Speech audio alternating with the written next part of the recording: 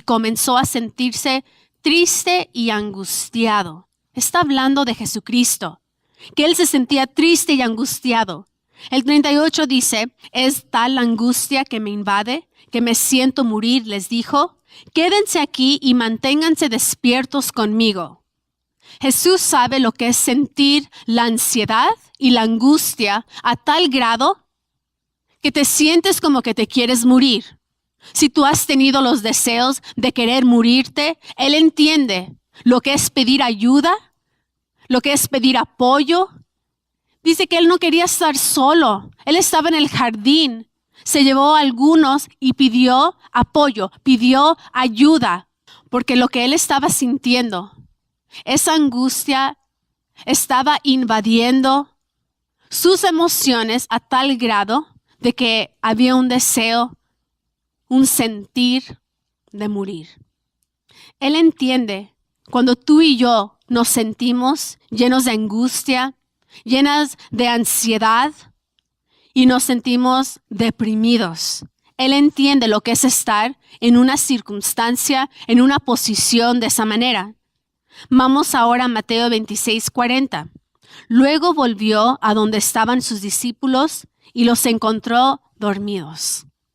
¿No pudieron mantenerse despiertos conmigo ni una hora?, le dijo a Pedro. Jesús entiende lo que es pedir ayuda y no recibirla de las personas que son más cercanos a ti. Él sabe lo que es pedir ayuda en un momento de crisis, en un momento difícil, y no recibir ayuda de aquellas personas que tú esperas recibir ayuda de. Les pidió ayuda y que se mantenieran despiertos y en oración 3 veces. Y 3 veces Jesús regresó y los encontró dormidos. Él sabe lo que es sentirte solo en un momento difícil y aún pidiendo ayuda. Es difícil orar cuando estás en los momentos más oscuros y más dolorosos de tu vida y cuando no sientes la presencia de Dios. Él entiende cuando tú te sientes de esa manera. Mateo 26:67. Entonces algunos le escupieron el rostro y le dieron puñetazos. Otros lo abofetearon. Jesús conoce el abuso. Jesús conoce que alguien te levante la mano, te lastime y te ponga una mano encima con tanta agresión, con tanto enojo. Él conoce lo que es estar en esa posición. Él conoce la injusticia de que te golpeen. Él entiende lo que es ser golpeado y acusado falsamente. Mateo 27:46. Cerca de la hora 9, Jesús clamó con gran voz, diciendo, Dios mío, ¿por qué me has desamparado? Y en otras versiones de la Biblia dice, abandonado. Jesús en ese momento, él sintió una ausencia de Dios. Dios siempre estuvo con él, pero él clamó porque había un sentimiento, había una emoción en él que decía, yo me siento solo, yo me siento abandonado. ¿Por qué me has dejado?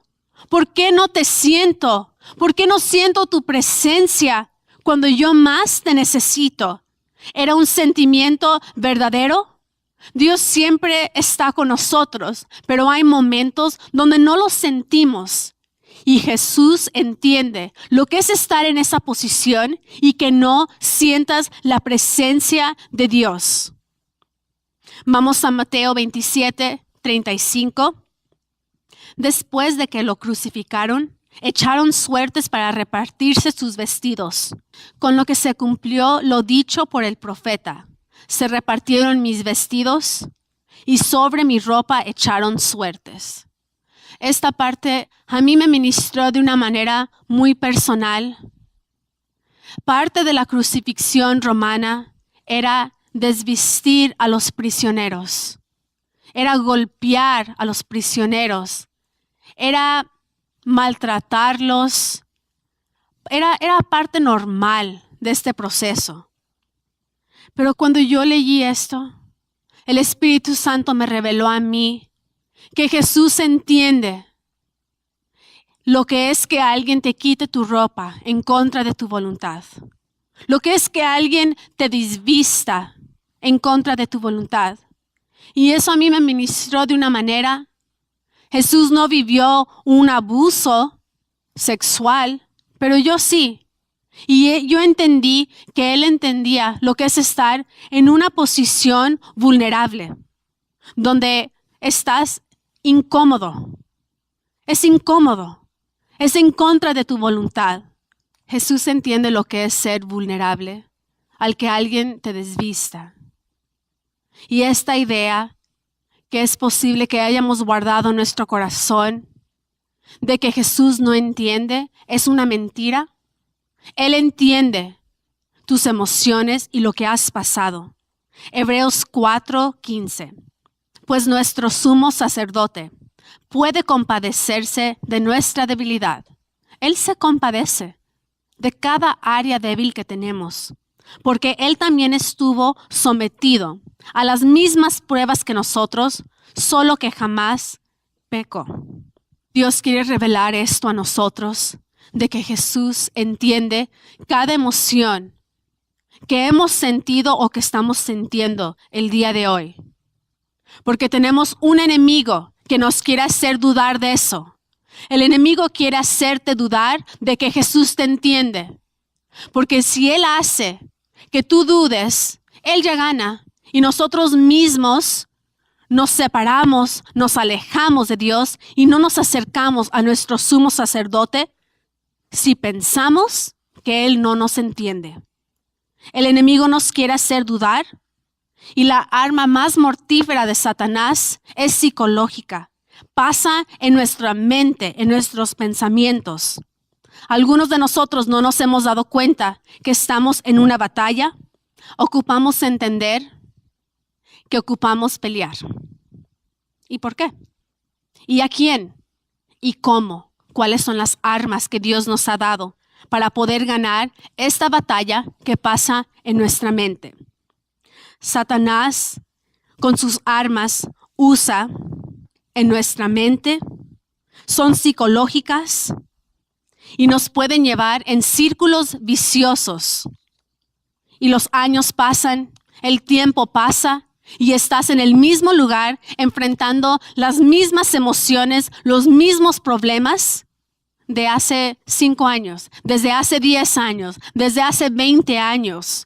Y el tiempo pasa y tu vida pasa. Y nunca sanas y nunca eres libre. Vamos a Efesios 6, del 10 al 12, y dice así. Por lo demás, hermanos míos, manténganse firmes en el Señor y en el poder de su fuerza. Revístanse con toda la armadura de Dios para que puedan hacer frente a las acechanzas del diablo. La batalla que libramos no es contra carne y hueso, sino contra principados, potestades, contra los que gobiernan en las tinieblas de este mundo, contra huestes espirituales de maldad en las regiones celestiales. Nosotros no luchamos en contra de una persona. No es una persona nuestro problema. La armadura de Dios es para ir en contra del enemigo, de estas potestades, de lo que se ha levantado en contra de nosotros. No es una persona de carne y hueso. No es en contra de nosotros mismos, de lo que hicimos, de lo que pudiéramos haber hecho, de lo que no hicimos. Tenemos que enfocarnos en quién es el enemigo verdadero. En 2 Corintios 2:11 dice, no vaya a ser que Satanás se aproveche de nosotros, pues conocemos sus malignas intenciones. Tu enemigo se va a aprovechar de tu ignorancia, de todo lo que tú no conoces de la palabra. Él se va a aprovechar. Él se aprovecha de lo que tú no sabes, de las verdades que están en las escrituras, de tus armas, y él lo usa en contra de ti. El enemigo se ha enfocado en el blanco de tu vida. Él está tocando tu debilidad, la área más débil que está en ti. y la toca y tiene años tocándola, Él no se enfoca en tus áreas donde tú eres fuerte, o en tus áreas donde tú piensas claramente, sino que Él va a las áreas de tu debilidad y Él las toca continuamente para poder paralizarte en esas áreas de tu vida. Enfócate en cuáles son tus debilidades, cuáles son esas heridas en tu corazón que siguen abiertas, porque allí es donde tu enemigo está tocando, se está enfocando para destruir, matar y robar todo lo que Dios tiene para tu vida. Primera de Pedro 5:8. Sean prudentes y manténganse atentos, porque su enemigo es el diablo y anda como un león rugiente, viendo a quién puede devorar. Yo estudié un poco lo que hacen los leones cuando están a punto de devorar, y ellos cuidan de su territorio. Ellos están atentos a su territorio, lo que les pertenece. Ellos son pacientes. Ellos trabajan en grupos aún antes de atacar. Ellos están como un león viendo. Nuestro enemigo se quiere aprovechar de un momento tuyo de cansancio, un momento débil, un momento de depresión, un momento de soledad o de enojo para atacar tu vida, para robarte. Él está rondando y viendo cuándo Él puede atacar nuestras vidas. Los ojos espirituales de nosotros ocupan ser abiertos porque nuestro enemigo es como un león y es paciente y está esperando una oportunidad para atacar nuestras vidas. Porque Él es del mundo espiritual, Él conoce nuestras debilidades, nuestras iniquidades y las quiere usar en contra de nosotros. La palabra no dice que Él tiene un poder grande, porque no lo tiene. Él es extremadamente sutil.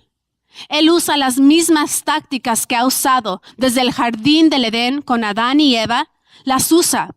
Él nos quiere hacer dudar y nosotros, cuando yo me pongo de acuerdo con esas dudas que el enemigo sugiere y son implantadas en mi mente, yo misma me puedo destruir. Él quiere hacernos dudar. Es la estrategia que usó en el jardín. Él quiso que Adán y Eva dudaran de lo que Dios ya había hecho. Él quiere que tú dudes de lo que Dios ya ha dicho sobre de ti. En la oscuridad es cuando somos fácilmente atacados. En un momento de depresión, aún con los pensamientos que tenemos y la ignorancia de la palabra. En estos ataques psicológicos que el enemigo presenta en contra de nosotros, Él quiere que nos sintamos inferior, menos de, y que no nos veamos con el valor y el potencial de cómo Dios nos ve. Nosotros no vivimos basado en emociones, sino que vivimos nuestras vidas basados en la palabra de Dios y en su verdad. Si Él te puede hacer que dudes de tu valor, tú mismo te vas a destruir. Por ejemplo, hay distorsiones en nuestras emociones. Él quiere que tú pienses que todo lo que tú sientes es malo, es mal, que no deberías estar sintiendo enojo. Yo te voy a decir que tú tienes muchas razones. Yo tengo muchas razones válidas de sentir el enojo. Pero el enemigo quiere hacernos creer que el enojo es malo, que como un creyente puede sentir enojo. Y Dios ha implantado la emoción del enojo en nosotros. En Efesios 4:26 dice, enójense, pero no pequen. La palabra nos da permiso de vivir nuestras emociones, de poder tener esas emociones, pero nos da una instrucción y un balance. Enójense, pero no pequen con su enojo. Hagan algo bueno con su enojo, porque sí es posible. Ocupamos ser valientes para enfrentar todo lo que el enemigo ha implantado en nuestras mentes. Mi deseo es que busquemos, que analicemos, que hagamos un inventario de todas las mentiras que sean expuestas a la luz, toda mentira que el enemigo ha implantado, toda duda que está en nuestras mentes, todo lo que nos hemos puesto de acuerdo con el enemigo, que sea expuesto en el nombre de Jesucristo, porque tenemos un gran sumo sacerdote que tiene la capacidad de entendernos, que somos débiles, que vivimos en una carne, que tenemos sentimientos y emociones verdaderas de enojo, de temor, de tristeza, de soledad. Él entiende la ansiedad y la depresión que sentimos y nos hace una invitación que nos acerquemos confiadamente al trono de la gracia. Él nos está esperando. Él está esperando tu entrada. Él está esperando que tú decidas entrar a este trono de la gracia para que tú recibas todo lo que tú necesitas para poder ser sano. Él es nuestra ayuda en los momentos que más lo necesitamos. Yo quiero orar por ustedes y que podamos entender que Jesús nos entiende. Y cada emoción que hemos sentido, cada emoción que aún estemos batallando el día de hoy, Él nos entiende. Y Él quiere que nos acerquemos a ese trono. Padre, yo te pido que en el nombre de Jesús, tú nos enseñes que Jesús nos entiende. Que la verdad de que tenemos un sumo sacerdote capaz de entender toda emoción y nuestras debilidades sea una verdad y un fundamento dentro de nosotros que no pueda ser movido por nada, por nadie. Enséñanos cómo acercarnos a tu trono que está lleno de gracia para recibir la ayuda que necesitamos en este proceso. Padre, ocupamos entender que Jesús es nuestro sumo sacerdote y Él nos entiende. Amén. La pregunta de hoy será, ¿cómo entiendes hoy que Jesús es tu sumo sacerdote y quién es el enemigo verdadero? La tarea de este día será capítulo número 3. Nos vemos la semana que sigue. Bienvenidos a Corazón Puro, sesión número 4. Vamos a orar antes de comenzar. Padre, te damos gracias por este proceso. Gracias por cada hombre y mujer que está en este curso. Pedimos, Espíritu Santo, que tú nos hables el día de hoy. Que tu palabra llene mi boca y toque y hable a las áreas más íntimas y traiga revelación de tu verdad. Te damos gracias que nos has acompañado en este curso. Yo bendigo a cada uno de ustedes en el nombre de Jesús y damos gracias y estamos expectantes en este día para lo que tú tienes preparado hoy en el nombre de Jesucristo. Amén. El tema de hoy será el enfoque en cómo nos amamos y la importancia de amarnos correctamente cuando tenemos una imagen o conceptos equivocados de nuestra propia persona, sea imágenes en nuestra mente o sea conclusiones de nuestras capacidades, de nuestra persona. Nosotros nos podemos autodestruir nuestra vida actual y todo el potencial y el futuro que Dios tiene preparado para nosotros. Es posible que nosotros seamos la razón por cual no hemos podido avanzar en nuestra vida. Y eso es bueno porque también significa que tú eres la solución. La solución está dentro de ti. Y antes de meternos al tema, yo quiero definir lo que es autoestima. Autoestima sencillamente significa los conceptos que tú tienes de tu propia persona. Y este concepto que tenemos de nuestra persona surge de las imágenes, las memorias que tenemos de nosotros, los sentimientos que han venido creciendo y que hemos guardado desde nuestra niñez sobre nuestra persona, nuestras habilidades, nuestra forma de ser y es lo que hemos llegado a pensar de nosotros mismos. En Proverbios 23:7 dice así: por cuál es su pensamiento en su corazón, tal es él.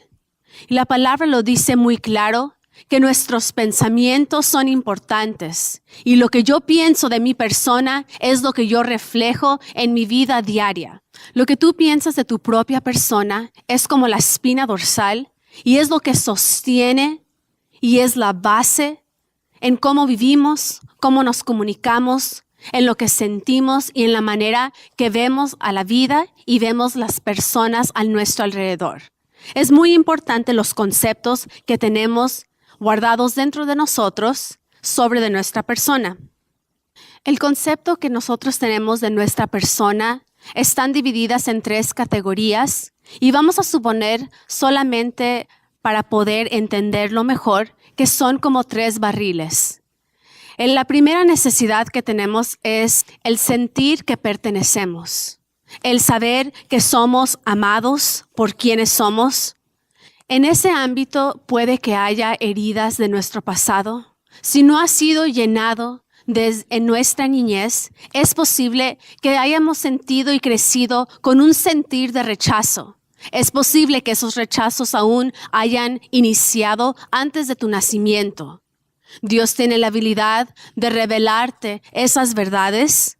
La segunda categoría es como el tener un barril del sentir que somos de valor. Ese es el sentir de que yo me siento valorada, de que yo siento que yo valgo, que tengo algo que ofrecer a mí misma, a mi familia, a esta vida. Y es muy importante que como la pertenencia y el valor. Y también eso nos lleva al último punto, que es el sentirnos competente. El barril de sentirte que tú tienes una habilidad, que tú puedes con esta vida, que tú tienes algo que haces, que es de valor. Algunos de nosotros a lo mejor estamos completamente vacíos en esas 3 áreas. Todo ser humano ha sido diseñado para poder llegar a ser un adulto maduro y capaz de enfrentar la vida. Un creyente que pueda llegar a alcanzar todo su potencial. Es muy importante que todas esas 3 áreas, el sentir que perteneces, el saber que tienes algo de valor y el saber que tú eres competente, que puedes en esta vida, es muy importante, es esencial. Si hay alguna área en donde no has sido llenada en tu vida y en tu pasado, Dios vive en todos los tiempos. Dios está en el ayer, en el presente y en el mañana. El tiempo de Dios es diferente. Él es el único que tiene la habilidad de llenar cualquier área de tu vida que tú necesites que sea llena. Vamos a ver diferentes áreas en cómo nuestro concepto, nuestro razonamiento de nuestra propia persona ha sido formada. La primera manera en cual hemos sido influenciados y hemos recibido mensajes ha sido del mundo exterior. El mundo exterior nos ha mandado mensajes de sobre quiénes somos, si somos aceptados, si somos amados. Ha sido a través de nuestras experiencias, de cómo nos han criado, de las familias de cuales nosotros venimos, la manera que nos han tratado y entrenado, la manera que aprendimos a relacionarnos con la gente, con las personas en nuestra niñez, directamente nos afecta en cómo nos vemos a nosotros mismos. Hemos recibido mensajes de nuestros familiares en nuestra niñez sobre de nuestra persona y ha sido a través de gestos, de tonos, de la manera que ellos nos hablaban, aún en la manera que ellos nos trataban y se dirigían hacia nuestra persona. La manera que nuestros padres se relacionaron con nosotros en la vida diaria afecta cómo nosotros nos vemos el día de hoy. Los mensajes que tú has recibido en tu niñez han llegado a formarte. Los comentarios que se dijeron sobre de tu persona, las actitudes y aún las acciones. ¿Puedes acordarte tú de cómo era tu niñez? De cómo era que tú te sentías, cómo era el trato, cómo era el ambiente, cómo eran los demás, tus padres, hermanos, tus familiares hacia tu persona. Vamos a comenzar hoy en 1 Corintios 13, del 11 al 12. Dice así: cuando yo era niño, mi manera de hablar y de pensar y razonar era la de un niño. Pero cuando llegué a ser un hombre, dejé atrás las cuestiones típicas de un niño. Ahora vemos con opacidad, como a través de un espejo, pero en aquel día veremos cara a cara. Ahora conozco en parte, pero en aquel día conoceré tal y como soy conocido. La palabra empieza a describir la transición de un niño a un adulto. Para que haya una transición, ocupa también haber un cambio en nuestro pensar, un cambio en nuestra mente de cómo nos vemos y las áreas en donde somos deficientes, si sea en la pertenencia o en el sentirnos de valor o competentes. Si no has sido lleno por Dios, Dios lo quiere llenar para que pueda haber ese cambio, para que pueda haber esa transición.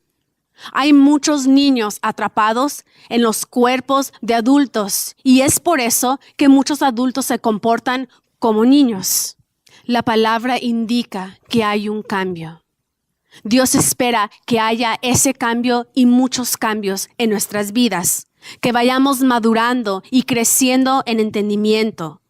Pero cuando el concepto de Dios no ha sido revelado, lo que Él piensa de nosotros, entonces nos atoramos emocionalmente y en algún punto de nuestras vidas. Dios no quiere que vivamos nuestras vidas atorados en el pasado. Dios nos quiere hacer libres. Dios quiere mostrar su verdad. Él quiere revelarte lo que Él piensa de ti.